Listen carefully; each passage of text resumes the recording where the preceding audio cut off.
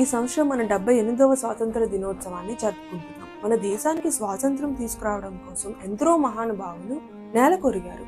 బ్రిటిషర్లతో పోరాటంలో కనుమరుగయ్యారు. ఎన్నో ఏళ్ల పోరాటం తర్వాత 1947 ఆగస్టు 15న 200 సంవత్సరాల బ్రిటిష్ వలస పాలన నుంచి మన భారతదేశం విముక్తి పొందింది, స్వాతంత్రం సంపాదించుకుంది. స్వాతంత్ర సమరయోధుల అపారమైన ధైర్య సాహసాలు, త్యాగాలే బ్రిటిష్ వారిని గద్దెదించి దేశాన్ని విముక్తం చేశాయి. అలాంటి వారిలో మన తెలుగువారు కూడా ఉన్నారు. స్వాతంత్రం కోసం తమ ప్రాణాలను సైతం లెక్క చేయకుండా పోరాడిన యోధుల్ని ఓసారి స్మరించుకుందాం. ఉయ్యాలవాడ నరసింహారెడ్డి తెలుగు జాతి స్వాతంత్ర సమరయోధుల్లో మొదటి వ్యక్తి. అల్లూరి సీతారామరాజు స్వాతంత్ర పోరాటం అనగానే తెలుగువారి మదిలో మెదిలే మొదటి పేరు. పింగళి వెంకయ్య భారతదేశ జాతీయ జెండా రూపకర్త. భోగరాజు పట్టాభి సీతారామయ్య ప్రముఖ స్వాతంత్ర సమరయోధుడు మరియు ఆంధ్ర బ్యాంక్ పునాది వేసిన బహుముఖ వ్యక్తి. దుర్గాబాయి దేశ్ముఖ్ స్త్రీల అభ్యున్నత కోసం ఎనలేని కృషి చేసిన మహనీయురాలు. పేరు పొందిన స్వాతంత్ర సమరయోధురాలే కాకుండా ఒక సామాజిక కార్యకర్త కూడా.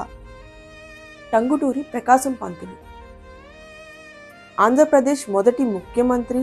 అతను దూరదృష్టి గల నాయకుడు, సమర్థుడైన నిర్వాహకుడు. స్వాతంత్ర దినోత్సవం దేశం ఔన్నత్యాన్ని మాట్లాడుతుంది, దేశ ఉజ్వల భవిష్యత్తును కాంక్షిస్తుంది. కానీ దేశంలో సగమైన స్త్రీలకు సంపూర్ణ స్వాతంత్ర్య ఫలం లభించాల్సి ఉంది. ఎప్పుడైతే స్త్రీలకు సురక్షితమైన, సంస్కారవంతమైన ప్రవర్తనను ఈ సమాజం అందిస్తుందో అప్పుడే స్త్రీలకు సంపూర్ణ స్వాతంత్రం లభించినట్టు. స్వాతంత్రం వచ్చిన నాటి నుంచి నేటి వరకు స్త్రీల స్థితిగతుల్లో వచ్చిన పురోభివృద్ధికి ఇది ఒక సంకేతమే. నాటి నుంచి నేటి వరకు విద్య, ఉపాధి, ఉద్యోగం, సైన్యం, పాలనా యంత్రాంగం, శాసన వ్యవస్థ వీటిల్లో స్త్రీలకు గణనీయంగా స్థానం దక్కింది, ప్రాముఖ్యం లభించింది. అయితే అంత మాత్రాన స్త్రీలు సంపూర్ణ స్వాతంత్ర్య ఫలాలను అనుభవిస్తున్నారా అనేది ఓ ప్రశ్న. స్త్రీల త్యాగధ్యాస భారతంలో జరిగిన స్వాతంత్ర్య పోరాటంలో ఎందరో స్త్రీలు పాల్గొన్నారు. అన్నిటికీ మించి పురుషుల దేశం కోసం ప్రాణాలు అర్పించిన, జైళ్ల పాలైన స్త్రీలు ధైర్యంగా ఇల్లు నడిపి కష్టాలను ఈదారు. దేశ విభజన సమయంలో తీవ్ర హింసను ఎదుర్కొన్నారు. అంతెందుకు 1930 నాటికి దేశవ్యాప్తంగా 30,000 మంది స్త్రీలు స్వాతంత్ర్య పోరాటంలో ఏదో విధాన జైలు శిక్ష అనుభవిస్తున్నారని తెలిస్తే ఆశ్చర్యం వేస్తుంది. ఈ స్త్రీల పోరాటం చాలా మటుకు చరిత్రలో నమోదు కాకుండానే కాలగర్భంలో కలిసిపోయింది. ఇప్పుడిప్పుడే నాటి వీరవనితల గాథలు వెలికి వస్తున్నాయి.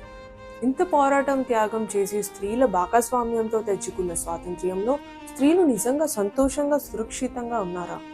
ఒక స్త్రీ అర్ధరాత్రి క్షేమంగా నడిచి వెళ్ళినప్పుడే ఈ దేశానికి నిజమైన స్వాతంత్రం లభించినట్టు గాంధీజీ ఏ ముహూర్తన అన్నారో. కానీ నేటికి ఆ స్థితి రాకపోగా నానాటికి ఈసికట్టుగా తయారవుతుంది. ఎన్ని చట్టాలు చేసినా, శిక్షలు తెచ్చినా స్త్రీలను గౌరవించాలి, వారి ఆత్మగౌరవాన్ని కాపాడాలి అని మెజారిటీ సమాజం అనుకోవడం లేదు.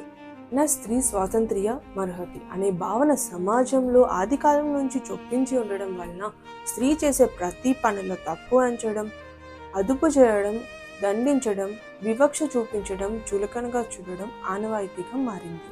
పిల్లల పెంపకం దశ నుంచే స్త్రీలను గౌరవించడం నేర్పించడం లేదు. ఇంట్లో అమ్మాయిని ఒకలా, అబ్బాయిని ఒకలా పెంచడం వలన ఈ అబ్బాయిలే నేటి సమాజంగా మారి స్త్రీల పాలిట బెడదగా మారుతున్నారు. తమ మాటకు ఎటువంటి తిరస్కారం చెప్పినా పురుషుడు శిక్షించేవాడే, స్త్రీను చంపేందుకు వెనుకాడడం లేదు. స్త్రీకి ఒక అభిప్రాయం కలిగి ఉండే స్వాతంత్ర్యం ఆమెకి ఎందుకు ఇవ్వడం లేదు? స్త్రీలను ప్రేమ, మర్యాద, గౌరవాలతో కుటుంబం చూసుకోవాలి. అప్పుడే ఆ మర్యాద, గౌరవాలు సమాజంలోకి ఆటోమేటిక్గా వస్తాయి. కుటుంబం స్త్రీకి ఎలా రక్షణ ఇస్తుందో సమాజం కూడా స్త్రీకి అలా రక్షణ ఇవ్వాలనే పౌర శిక్షణ సంస్కారం అవసరం.